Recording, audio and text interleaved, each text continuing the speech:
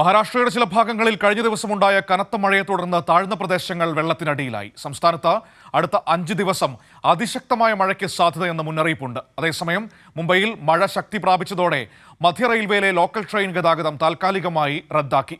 താഴ്ന്ന പ്രദേശങ്ങൾ വെള്ളത്തിനടിയിലായതോടെ റോഡ് ഗതാഗതവും താറുമാറായി. മഹാരാഷ്ട്രയിലെ ചില ഭാഗങ്ങളിൽ കഴിഞ്ഞ ദിവസമുണ്ടായ കനത്ത മഴയെ തുടർന്ന് താഴ്ന്ന പ്രദേശങ്ങൾ വെള്ളത്തിനടിയിലായി. അതേസമയം മുംബൈയിലെ പല ഭാഗങ്ങളിലും മഴ ശക്തിയായതിനെ തുടർന്ന് വെള്ളക്കെട്ട് റിപ്പോർട്ട് ചെയ്തു.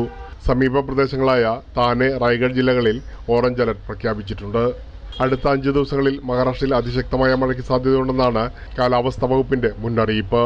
മുംബൈയിലെ ലോക്കൽ ട്രെയിൻ സർവീസുകൾ പല റൂട്ടുകളിലും നിർത്തിവെച്ചതോടെ ഓഫീസ് ജീവനക്കാരാണ് ഏറെ ബുദ്ധിമുട്ടിലായത്.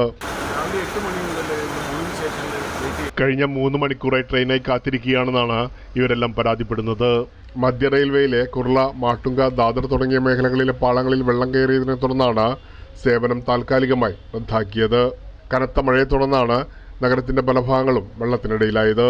മഹാരാഷ്ട്രയിലെ പൂനെ, രത്നഗിരി, റായ്ഗഡ്, സിന്ധുദുർഗ്, അമരാവതി, നാഗ്പൂർ ജില്ലകളിലും യെല്ലോ അലർട്ട് പ്രഖ്യാപിച്ചിട്ടുണ്ട്. താനെ ജില്ലയിലെ ഷാപൂർ, പാൽഗർ, പൻവൽ തുടങ്ങിയ ഭാഗങ്ങളിൽ കഴിഞ്ഞ ദിവസം മഴ ശക്തി പ്രാപിച്ചതോടെയാണ് ഈ മേഖലയിലെ താഴ്ന്ന പ്രദേശങ്ങൾ വെള്ളത്തിനടിയിലായത്. നിലവിൽ ഓറഞ്ച് അലർട്ടിലുള്ള ഈ പ്രദേശത്ത് മഴ തുടർന്നാൽ റെഡ് അലർട്ട് പ്രഖ്യാപിക്കും. അതേസമയം മുംബൈ മേഖലയിൽ ജൂണിൽ ലഭിക്കേണ്ട മഴയിൽ 36% കുറവ് രേഖപ്പെടുത്തിയിരുന്ന സാഹചര്യത്തിൽ കഴിഞ്ഞ ദിവസം പെയ്തിറങ്ങിയ മഴ നഗരവാസികൾക്ക് ആശ്വാസം പകരുന്നതാണ്. അണക്കെട്ടുകളിൽ 10% മാത്രം ജലം അവശേഷിക്കുമ്പോഴാണ് BMCക്കും കടുത്ത നിയന്ത്രണങ്ങളിലേക്ക് പോകാതെ മഴ കനിഞ്ഞത്. പ്രേംലാൽ, കൈലി ന്യൂസ്, മുംബൈ.